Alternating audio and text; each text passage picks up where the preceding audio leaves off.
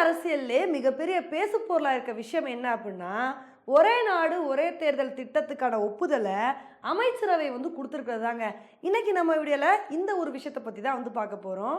நம்ம எல்லாத்துக்குமே வந்து தெரியும், பாஜகவோட நீண்ட நாள் கனவு திட்டம் தான் இந்த ஒரே நாடு ஒரே தேர்தல் திட்டம். இந்த ஒரு திட்டத்த கொண்டு வரணும்னு பாஜக பலவிதமான முயற்சிகளை எடுத்துட்டு வந்துட்டு இருக்காங்க. முதற்கட்டமா இதுக்கான ஒரு குழு அமைச்சு இந்த ஒரு திட்டத்த கொண்டு வந்துடணும் அப்படின்னு பல்வேறு முயற்சிகளை எடுத்துட்டு வந்துட்டு இருக்காங்க. இப்போ அதோட கன்டினியூஷனா இப்போ என்ன பண்ணியிருக்காங்க அப்படின்னா, அவங்களோட அமைச்சரவை கிட்ட வந்து இந்த ஒரே நாடு ஒரே தேர்தல் திட்டத்துக்கான ஒப்புதலை வந்து வாங்கியிருக்காங்கங்க. இதுக்கப்புறம் கூடிய சீக்கிரம் வந்து இந்த ஒரு திட்டத்துக்கான பில்லை வந்து பாஸ் பண்ணுறதுக்கான வாய்ப்புகள் வந்து இருக்குது. இப்போ இந்த ஒரு திட்டத்தில் வந்து என்ன சொல்லியிருக்காங்க அப்படின்னா, எப்போ லோக்சபா தேர்தல் வந்து நடக்குதோ அப்போ தான் எல்லா ஸ்டேட்டுக்கான எலெக்ஷனும் வந்து நடக்க போகுது. ஒரே தடவை நம்ம பிரதமரையும் வந்து செலக்ட் பண்ண போகிறோம், எல்லா மாநிலத்தோட முதல்வரையும் வந்து செலக்ட் பண்ண போகிறோம், எல்லா தேர்தலுமே ஒட்டு மொத்தமாக ஒரே டைமில் வந்து நடக்க போகுதுன்னு இந்த மாதிரி ஒரு விஷயத்த வந்து சொல்லியிருக்காங்க. இதென்னப்பா பிரமாதம், இதை விட பிரமாதம் அப்படின்ற மாதிரி இன்னொரு விஷயம் என்ன சொல்லியிருக்காங்க அப்படின்னா, இப்போ லோக்சபா சட்டமன்ற தேர்தலெலாம் நடந்து முடிஞ்ச 100 நாட்களுக்கு அப்புறம் பஞ்சாயத்து எலெக்ஷன், அதாவது உள்ளாட்சி தேர்தலையும் அதோட வந்து நடத்த போகிறோம் அப்படின்னு இந்த மாதிரி ஒரு குண்டை தூக்கி போட்டிருக்காங்கங்க. இது தாங்க எல்லாத்துக்குமே ஆச்சரியமாக வந்திருக்கு. ஆல்ரெடி ஒரே நாடு ஒரே தேர்தல் திட்டத்தில் லோக்சபா எலெக்ஷனையும் சட்டமன்ற தேர்தலையும் எப்படி நடத்த போகிறாங்கன்னு பல பேர் இந்த ஒரு விஷயத்துக்கு கேள்வி எழுப்பிட்டு வந்துட்டு இருக்காங்க.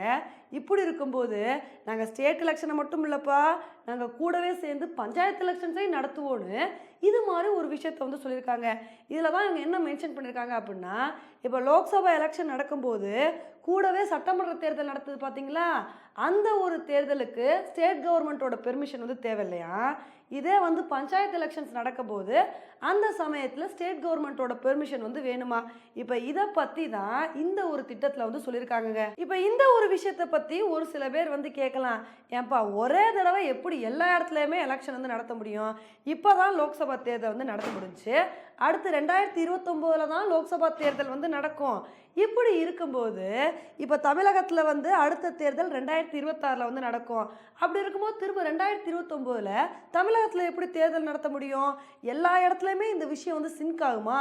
சில இடத்துல வந்து வேற டைமில் தேர்தல் நடத்துகிற மாதிரி இருக்கும், சில இடத்துல இந்த 2029 நடத்துகிற மாதிரி ஒத்து போகும். இப்படிலாம் வந்து இருக்கும்போது எப்படி ஒரே தடவை தேர்தல் நடத்த முடியும் அப்படின்றது தான் பல பேரோட கேள்வியாக வந்திருக்கு. இந்த ஒரு விஷயத்துக்கு தான் என்ன சொல்கிறாங்கன்னா, இப்போ உதாரணத்துக்கு தமிழகத்தில் 2026 தேர்தல் நடக்குதுன்னு வச்சுக்கோங்களேன், அந்த ஒரு தேர்தல் காலம் வந்து 2029 வரைக்கும் தான் வந்து இருக்கும். அதாவது 3 வருஷம் தான் அந்த ஒரு கவர்மெண்ட் வந்து நீடிக்கும். 3 வருஷத்துக்கு அப்புறம் திரும்ப ஃப்ரெஷ்ஷாக எலெக்ஷன்ஸ் வந்து கண்டக்ட் பண்ணுவாங்க. அந்த ஒரு எலெக்ஷனில் யார் வின் பண்ணுறாங்களோ அவங்க வந்து அப்படியே ஆட்சியில் வந்து கண்டினியூ ஆகிற மாதிரி வந்து இருக்கும்.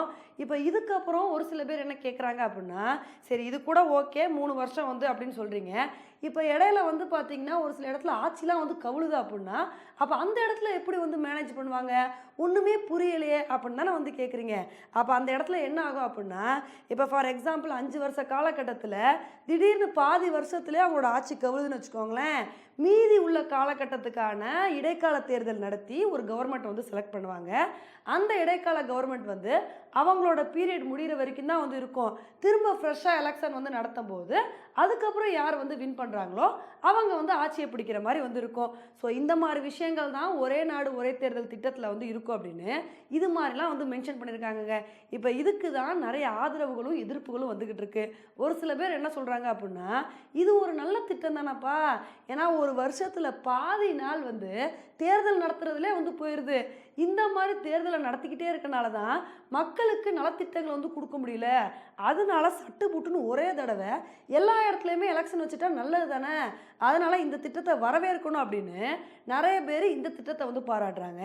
ஆனால் இன்னும் ஒரு சில பேர் என்ன சொல்கிறாங்கன்னா, இல்லைப்பா இந்த திட்டம் ரொம்ப தப்பு, ஏன்னா இப்போ கொஞ்சம் இடத்துல எலெக்ஷன் நடத்துறதுக்கே நம்மளோட தேர்தல் கமிஷன் வந்து ரொம்ப தடுமாறுறாங்க. ஏன்னா பல இடத்துல அதுக்கான இன்ஃப்ராஸ்ட்ரக்சர் இல்லாமல் வந்து இருக்குது.